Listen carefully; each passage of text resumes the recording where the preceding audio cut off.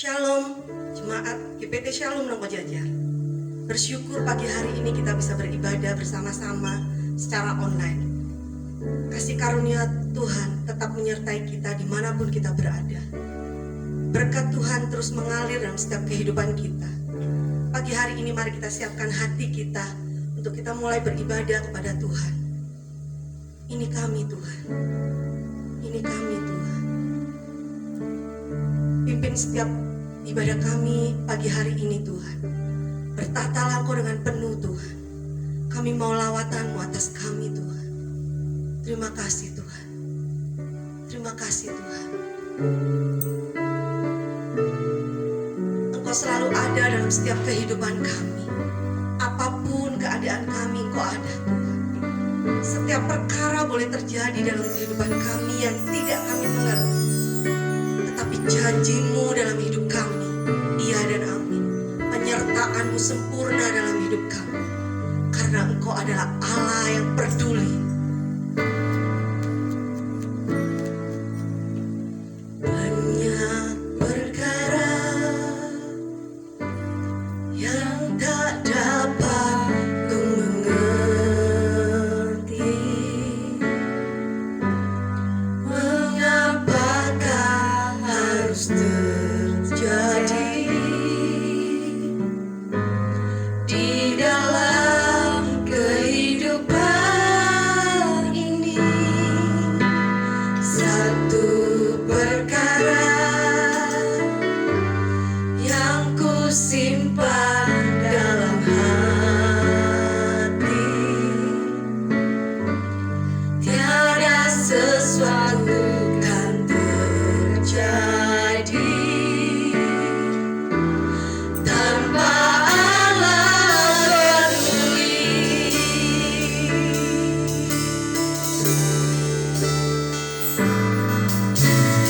Allah mengerti, Allah peduli segala persoalan yang kita hadapi.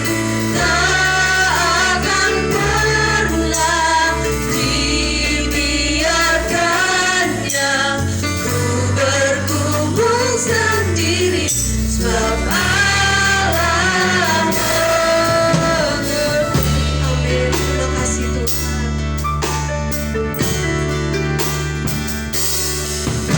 Banyak perkara yang tak dapat ku mengerti. Amin. Mengapakah harus terjadi di dalam kehidupan ini? Satu perkara yang ku simpan dalam hati. Engkau selalu mengerti Tuhan. Tiada sesuatu yang terjadi. Engkau peduli atas kami. Tanpa Allah peduli.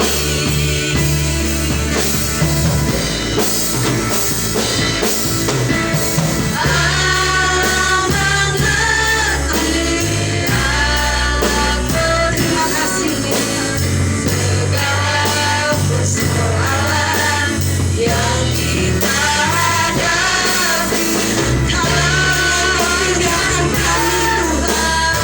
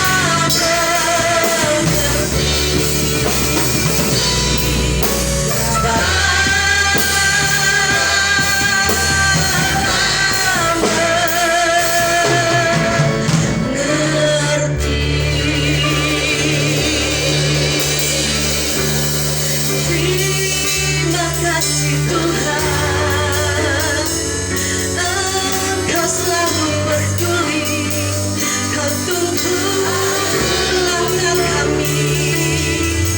Hari demi hari penyertaan-Mu, hari demi hari berkat-Mu baru buat kami Tuhan. Haleluya. Bersyukur, bersyukur, bersyukur.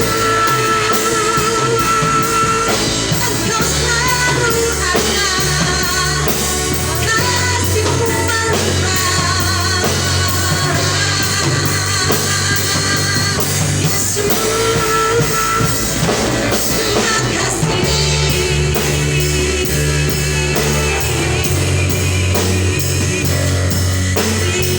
Terima kasih Tuhan, terima kasih Yesus.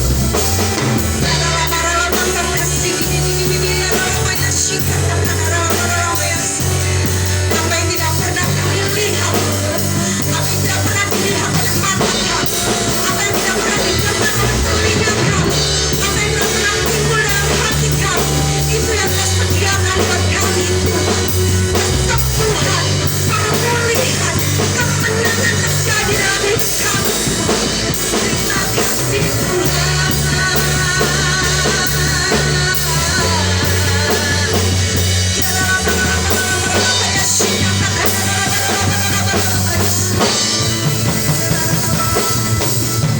Haleluya. Kami bersyukur, kami bersyukur, kami bersyukur. Nama Yesus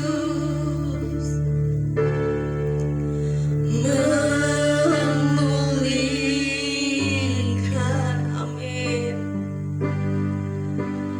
Nama Yesus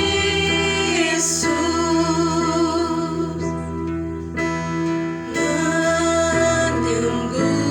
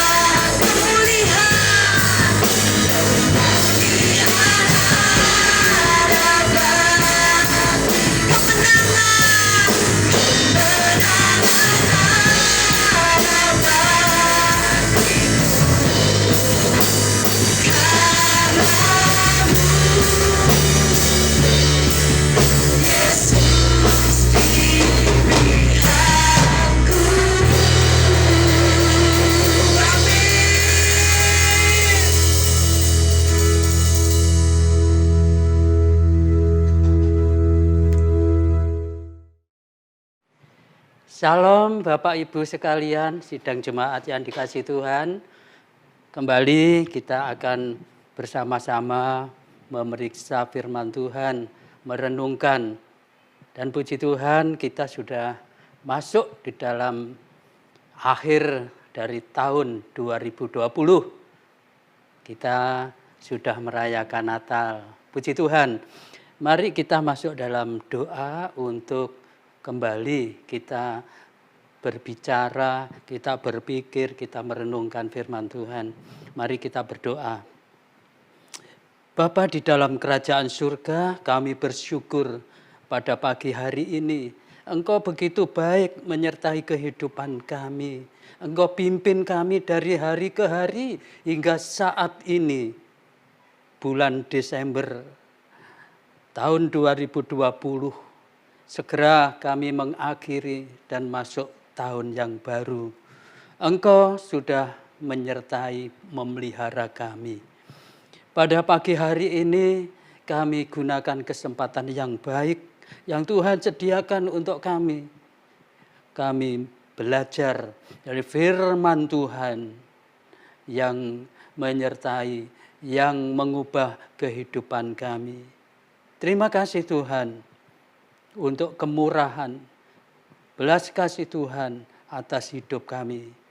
Biarlah hati kami pada pagi hari ini, pikiran kami dicelikkan, dibukakan untuk melihat keajaiban Tuhan dalam menolong kami, umat manusia, umat yang Kau kasih ini. Terpujilah Engkau, Tuhan kami, Allah kami, di dalam Yesus Kristus Tuhan, penebus kami.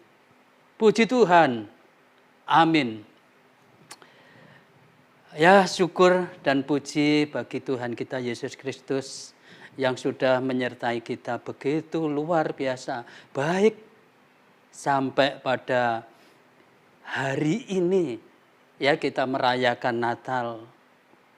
Kita pada awal tahun kita mempertanyakan apa yang terjadi pada bulan-bulan pada tahun 2020. Tetapi kenyataannya kita sampai pada saat ini kita berjumpa. Sekalipun saat ini kita tidak langsung bertemu, berhadapan muka dengan muka, tapi kita sudah menggunakan kesempatan yang Tuhan sediakan bagi kita. Ya puji Tuhan, kita sudah merayakan Natal dan pada saat ini kita kembali merenungkan firman Tuhan yang sangat-sangat berguna bagi kita sekalian. Sebab firman itulah sebenarnya kehidupan kita. Tanpa firman Tuhan kita akan buta. Ya, bukan buta secara fisik, tapi rohani kita, pikiran kita, hati kita menjadi buta, tidak mengetahui rencana Allah untuk kehidupan kita sekalian.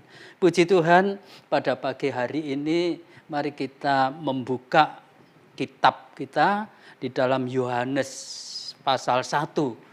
Di sana menjelaskan bahwa Yesus Kristus itu datang sebagai terang hidup ini yang sangat-sangat kita butuhkan, sangat-sangat kita dambakan ada di dalam hidup ini senantiasa adalah terang sejati, yaitu Yesus Kristus. Bukan terang yang secara fisik kita hidup sehari-hari dalam terangnya matahari, terang lampu, tetapi ini terang yang menerangi hati nurani, menerangi pikiran, yang mengubah hidup ini menyadari bahwa kita tidak lagi hidup dalam belenggu dosa, tapi kita hidup untuk kebenaran, hamba kebenaran. Mari kita baca Yohanes pasal 1, kita membaca ayat pertama. Karena ini bentuk suatu kelahiran, tapi bukan dijelaskan secara fisik. manusiawi, tetapi dilihat dari sisi spiritual, dari hal yang rohani. Demikian firman Tuhan. Yohanes pasal 1 kita membaca mulai ayat 1 dan seterusnya sampai 14. Pada mulanya adalah firman. Firman itu bersama-sama dengan Allah dan firman itu adalah Allah. Ia pada mulanya bersama-sama dengan Allah. Segala sesuatu dijadikan oleh Dia dan tanpa Dia tidak ada sesuatu pun yang telah jadi dari segala yang telah dijadikan. Dalam Dia ada hidup dan hidup itu adalah terang manusia. Terang itu bercahaya di dalam kegelapan dan kegelapan itu tidak menguasainya. Datanglah seorang yang diutus Allah namanya Yohanes. Ia datang sebagai saksi untuk memberi kesaksian tentang terang itu. Supaya oleh dia semua orang menjadi percaya. Ia bukan terang itu, tetapi ia harus memberi kesaksian tentang terang itu. Terang yang sesungguhnya yang menerangi setiap orang sedang datang ke dalam dunia. Ia telah ada dalam dunia dan dunia dijadikan olehnya, tetapi dunia tidak mengenalnya. Ia datang kepada milik kepunyaannya, tetapi orang-orang kepunyaannya itu tidak menerimanya. Tetapi semua orang yang menerimanya diberinya kuasa supaya menjadi anak-anak Allah, yaitu mereka yang percaya dalam namanya. Orang-orang yang diperanakkan bukan dari darah atau dari daging, bukan pula secara jasmani oleh keinginan seorang laki-laki, melainkan dari Allah. Firman itu telah menjadi manusia dan diam di antara kita, dan kita telah melihat kemuliaannya, yaitu kemuliaan yang diberikan kepadanya sebagai anak tunggal Bapa, penuh kasih, karunia dan kebenaran. Ini menjadi suatu kesaksian yang disampaikan Yohanes juga untuk kepada kita. Ya, untuk kita, untuk sidang jemaat akhir zaman ini. Apa itu? Yaitu tentang terang yang datang ke dalam dunia ini. Bapak Ibu sekalian sidang jemaat yang dikasihi Tuhan, mengapa ini ditulis? Mengapa ini penting? Bukankah kita hidup tiap hari melihat terang? Tetapi di sini dikatakan terang yang menerangi manusia itu datang.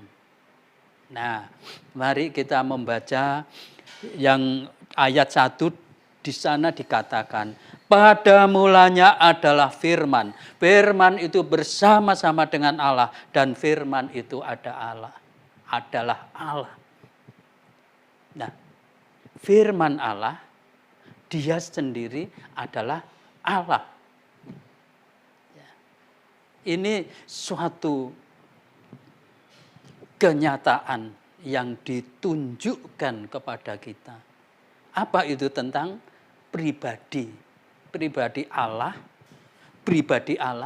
dan firman-Nya. Saya mempunyai satu perkataan, satu ucapan. Nah, ini sama.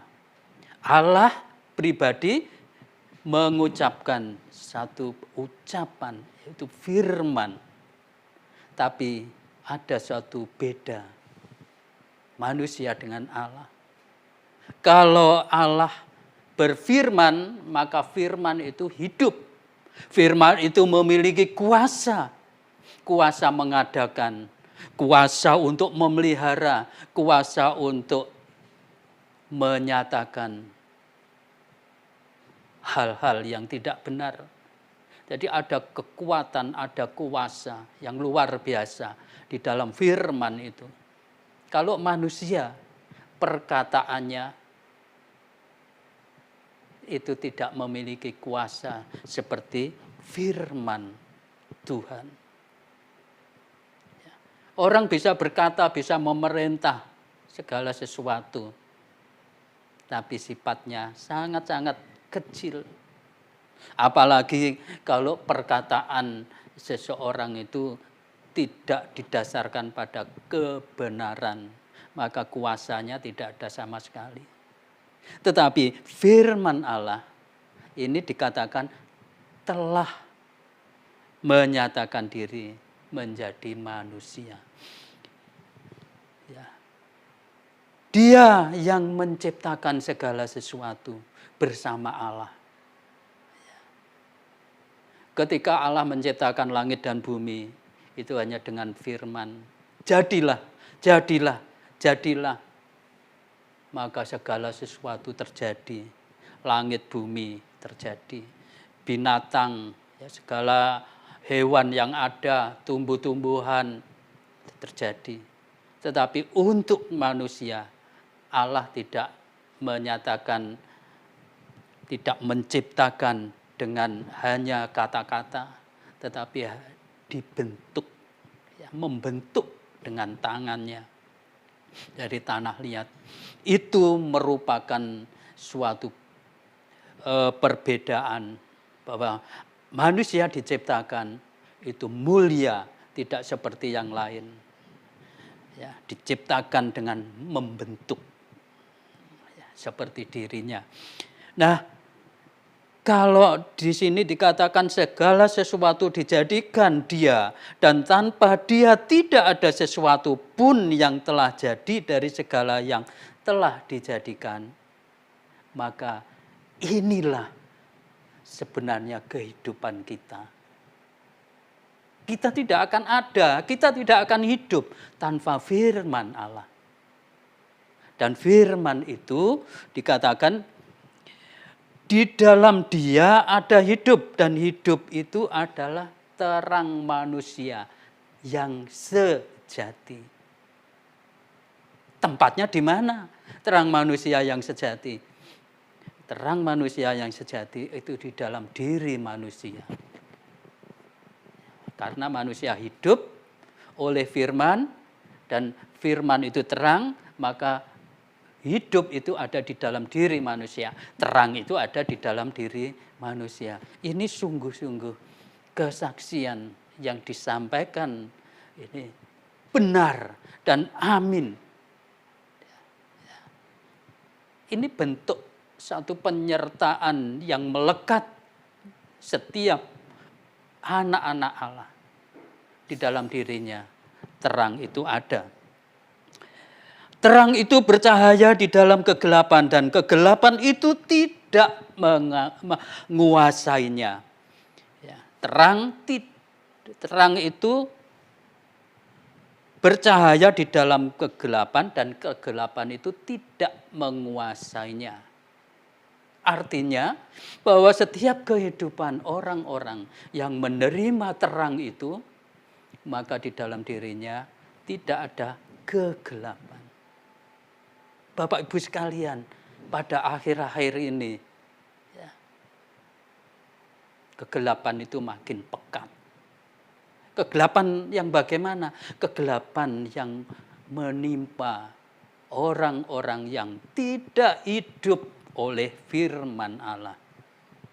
Kegelapan itu makin pekat karena tidak menghargai firman. Apa buktinya?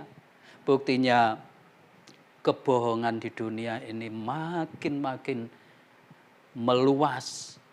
Ya, tindakan-tindakan yang tidak benar makin luas, kejahatan makin banyak dilakukan oleh manusia. Mengapa terjadi seperti itu? Karena kegelapan yang ada di dalam diri manusia. Nah, sekarang kalau terang itu sudah datang, apakah terus membedakan si A terang itu ada, si B tidak ada, tidak menerima terang itu. Apa demikian? Tentu tidak. Semua memperoleh terang itu. Tetapi satu perkara yang perlu diperhatikan. Dikatakan bahwa banyak orang yang menolak terang yang hadir di tengah-tengah kehidupan manusia. Padahal dibutuhkan untuk hidup. Ini dikatakan, datanglah seorang yang diutus Allah namanya Yohanes. Ia datang sebagai saksi, memberi kesaksian. Yohanes Pembaptis ini yang menjadi perintis jalan kedatangan juru selamat Mesias. Ini yang menyatakan, yang menyaksikan, karena dia sendiri diutus oleh Allah untuk memberikan kesaksian tentang kedatangan Mesias. Mempersiapkan jalan untuk kedatangan Mesias. Nah, kita sebagai umat yang menjadi sasaran, yang dituju. Nah, apa yang dikatakan, ia bukan terang, aku ini bukan terang itu. Tapi aku harus memberikan kesaksian. Terang yang sesungguhnya menerangi tiap orang sedang datang ke dalam dunia ini. Terang yang sesungguhnya datang ke dalam dunia ini.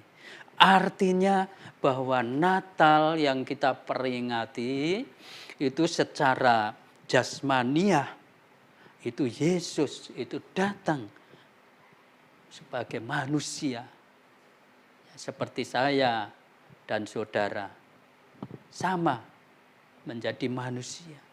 Tetapi secara rohani, secara spiritual, itu firman yang menjadi daging. Karena Yesus datang, itu bukan keinginan manusia, keinginan seorang laki-laki. Maria ketika mengandung itu, di dalam kandungannya itu Roh Kudus mengerjakan. Ya, Roh Kudus jadi Allah menitipkan satu benih untuk dilahirkan. Jadi bukan keturunan dari seorang manusia yang ada di bumi ini, tapi Allah memberikan benih untuk lahir menjadi penyelamat, menjadi kurban keselamatan orang-orang berdosa. Ini sebenarnya Natal yang sesungguhnya secara rohani itu arahnya ke sana, yaitu menjadikan kehidupan manusia yang hidup dalam kegelapan itu beralih kepada kehidupan terang dari dalam. Ini luar biasa. Ini sangat-sangat luar biasa berkat kepada kita. Coba kita pikirkan, kalau kita hidup di dalam kegelapan, apa yang bisa kita berbuat? Kita tidak bisa berbuat satu apapun di dalam kegelapan. Kita tidak bisa membedakan apa yang baik, apa yang tidak baik, apa yang benar, apa yang tidak benar, yang dosa, yang tidak berdosa. Tidak bisa membedakan itu di dalam kegelapan. Ya, warna merah, warna hijau tidak bisa dibedakan di dalam kegelapan. Nah, kebenaran dilanggar ya karena hidup dalam gelap. Nah, ini manusia yang di dalam kegelapan. Tetapi ketika terang itu datang, ada masalah. Apakah terang itu mau tinggal di dalam orang-orang yang tidak mau mengalami satu pembaruan, Atau dapat dikatakan terang itu ditolak. Apakah mereka itu mendapatkan satu berkat dari terang yang datang kemudian ditolaknya?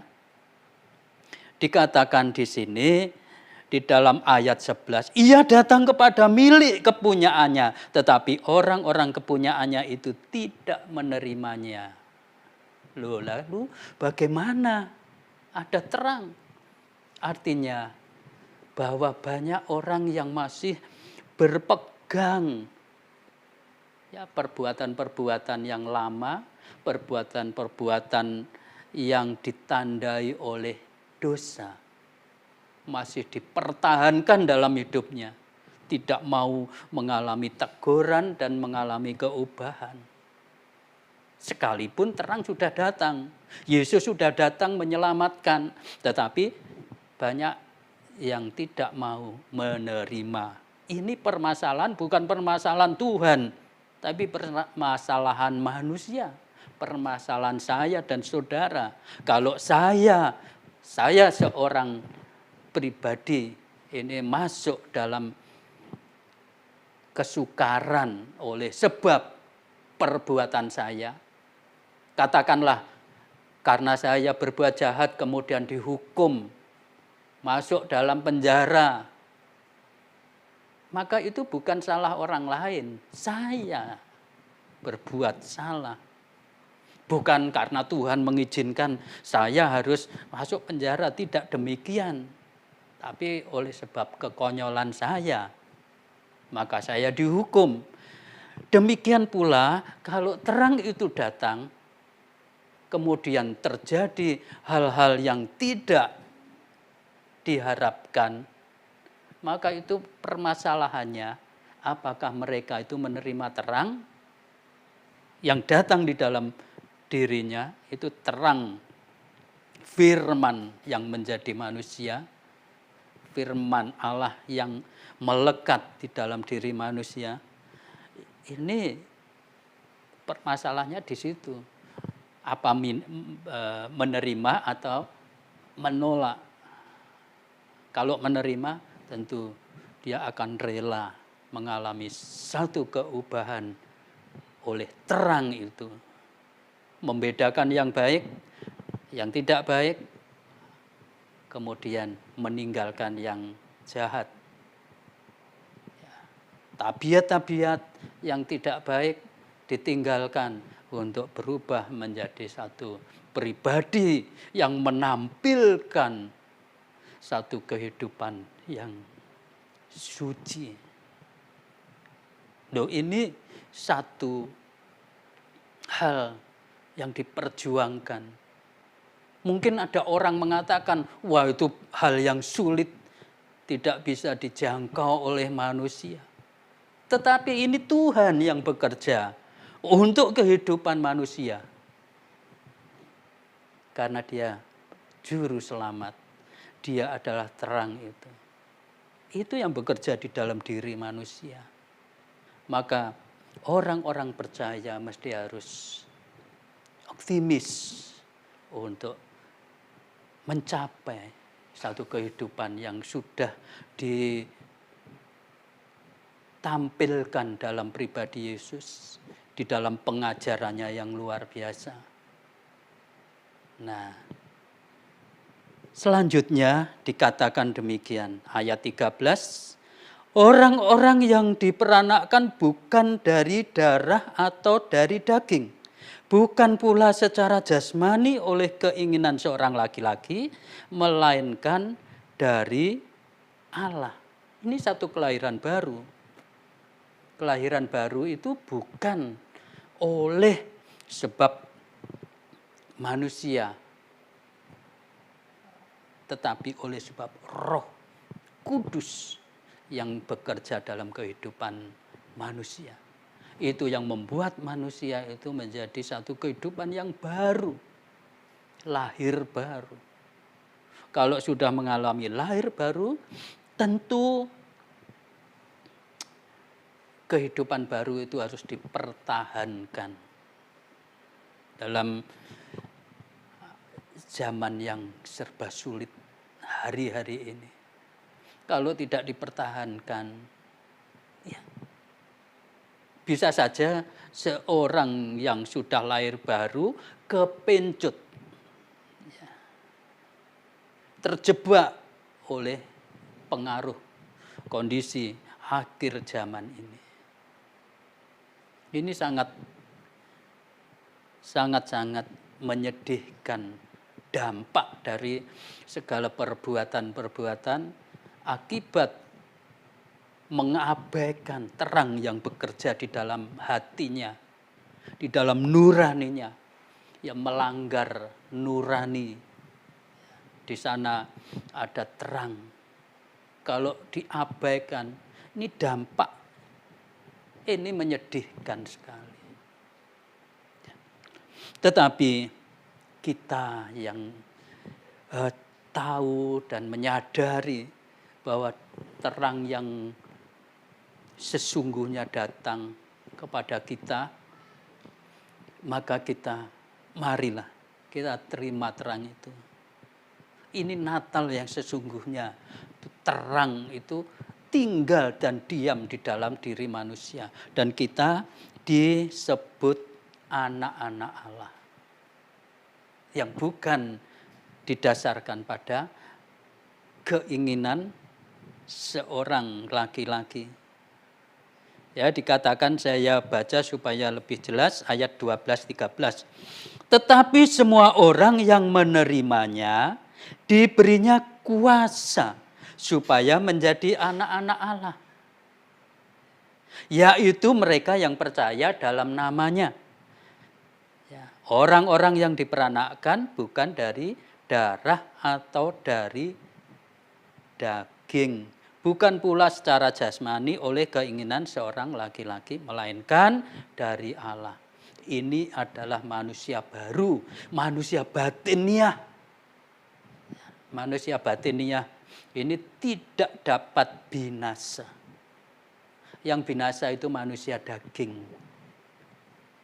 tubuh ini binasa. Tetapi manusia baru, batiniah yang diperbarui, ini adalah kehidupan yang sudah dibentuk oleh Allah untuk menjadi manusia anak-anak Allah. Artinya orang-orang yang dilahirkan kembali, diperbaharui menjadi baru. Bukan karena perbuatan, tapi karena kasih karunia Allah yang bekerja di dalam kehidupan kita. Jadi inilah yang sangat-sangat kita dambakan pada Natal, ya, yaitu Allah bekerja di dalam pribadi kita untuk menciptakan kehidupan kita baru menjadi anak-anak Allah, kelahiran baru. Ini sungguh-sungguh tujuan akhir kehidupan kita, itu manusia baru itu.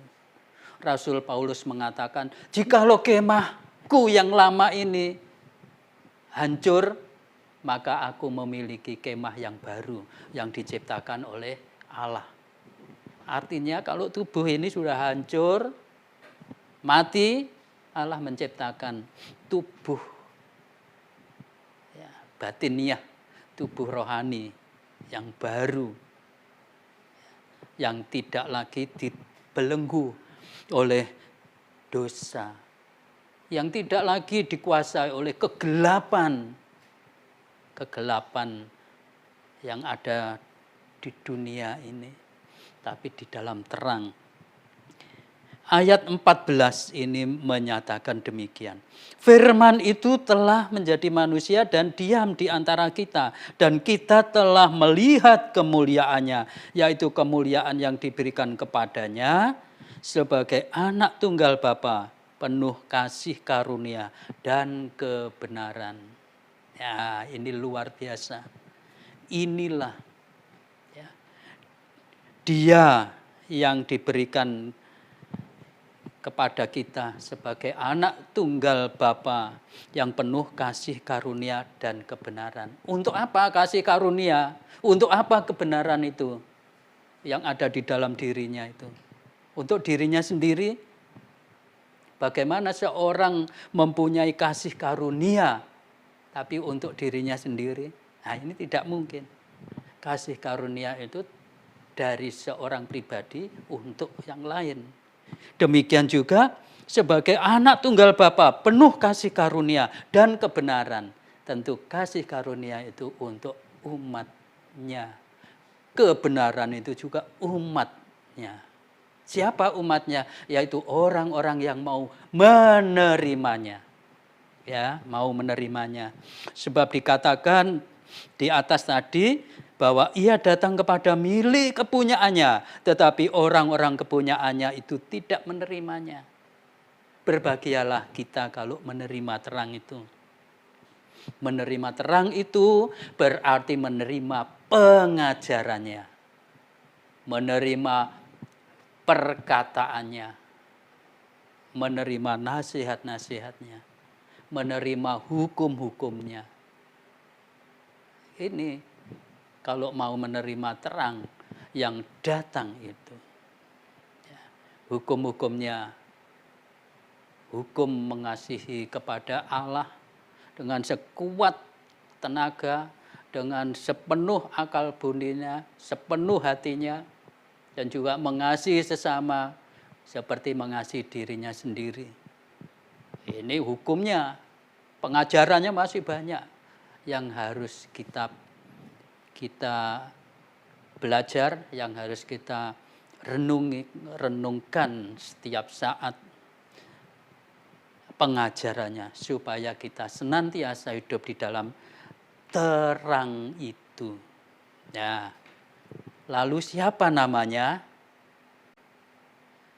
Ya, anak tunggal Bapa itu. Kita membaca, kita meloncat saja untuk melihat kesaksian yang dinyatakan oleh Yohanes. Ya. Kita membaca ayat 25. Dari Yohanes pasal 1 ayat 25. Dikatakan demikian. Mereka bertanya kepadanya, katanya, mengapakah engkau membaptis jikalau engkau bukan Mesias? Bukan Elia dan bukan Nabi yang akan datang? Yohanes menjawab, mereka katanya, aku membaptis dengan air. Tetapi di tengah-tengah kamu berdiri dia yang tidak kamu kenal, yaitu dia yang datang kemudian daripadaku, membuka tali kasutnya pun aku tidak layak.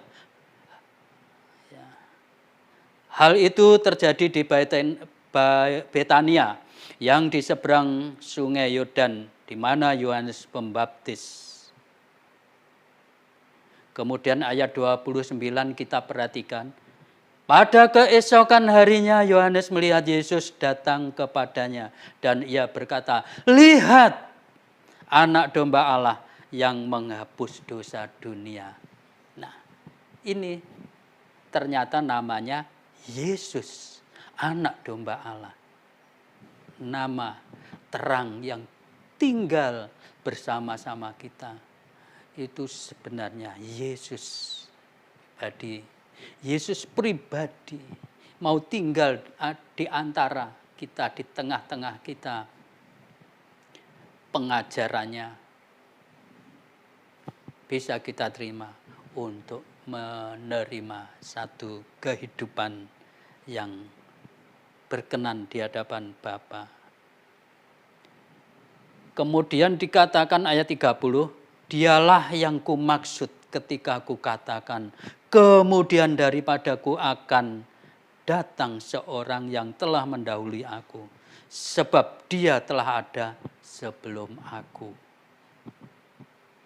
Puji Tuhan, kiranya apa yang kita baca, yang kita dengar pada saat ini menjadi berkat bagi kita di dalam merayakan Natal tahun 2020, hari-hari ini. Sebab inilah sebenarnya isi ya, dari Natal itu, kehadiran terang. Ya, terang ada di tengah-tengah kita. Karena terang ini sangat-sangat kita butuhkan. Ya. Betapa banyak orang bertanya-tanya, kapan kedatangan Tuhan? Hari ini banyak tanda-tanda, jangan-jangan Tuhan segera datang. Ada yang mengatakan, oh nanti tanggal 21 sudah lewat, Tuhan belum datang. Tetapi bagi kita, sewaktu firman Allah disampaikan, firman Tuhan itu direnungkan, pengajaran Yesus itu kita renungkan dalam hati, kita praktikkan dalam kehidupan sehari-hari. Pada saat itulah terang itu nyata bekerja dalam kehidupan kita. Karena terang ini terang hidup, bukan terang yang tidak hidup, pasif, tapi terang hidup. Di mana kita berada, di sana terang itu akan memancar dari dalam ini, dari dalam kehidupan. Untuk apa? Untuk mengalihkan satu perbuatan, tindakan yang dahulu itu merupakan perbuatan yang tidak baik, tidak berdosa, beralih menjadi satu perbuatan yang mendatangkan kepujian bagi Tuhan. Nah, itu kita meninggalkan kegelapan itu. Kita masuk di dalam terang ini. Inilah yang dapat kami sampaikan pada pagi hari ini. Untuk melanjuti kehidupan kita pada hari-hari ini yang di banyak kesulitan, banyak kesukaran karena pandemi, karena ekonomi, karena pekerjaan yang terganggu. Tapi firman Tuhan menyatakan bahwa terang itu bersama-sama kita. Artinya kita bisa memilih, bisa bertindak, bisa melakukan segala sesuatu. Tidak dalam pelanggaran, tidak dalam dosa, tapi kita bisa melakukan sesuatu dengan benar di hadapan Allah. Sebab ini kalau tidak oleh terang, kita tidak bisa melakukan hal yang berkenan kepada Allah. Amin. Kiranya kasih Tuhan Yesus Kristus beserta kita seperti terang yang sudah datang memenuhi hidup kita. Amin. Mari kita berdoa untuk menyerahkan kehidupan kita dipimpin oleh Tuhan, hidup di dalam terangnya. Mari kita berdoa. Terima kasih Tuhan, pada pagi hari ini Engkau sudah memberikan pengertian kepada kami tentang kedatangan-Mu ke dalam dunia ini. Engkau menyadarkan kami akan dosa-dosa yang menimpa dunia ini. Engkau menyadarkan kami bahwa kami ada kesempatan di dalam terang Tuhan untuk melakukan kebenaran. Dan Tuhan memimpin kami. Terima kasih Tuhan. Kedatangan-Mu di tengah-tengah umat manusia berdosa ini nyata di dalam kehidupan kami. Sebab kami merasakan sukacita, merasakan damai sejahtera dalam keadaan yang ada sebagaimana saat ini. Kami tidak dibiarkan masuk dalam berbagai kesulitan.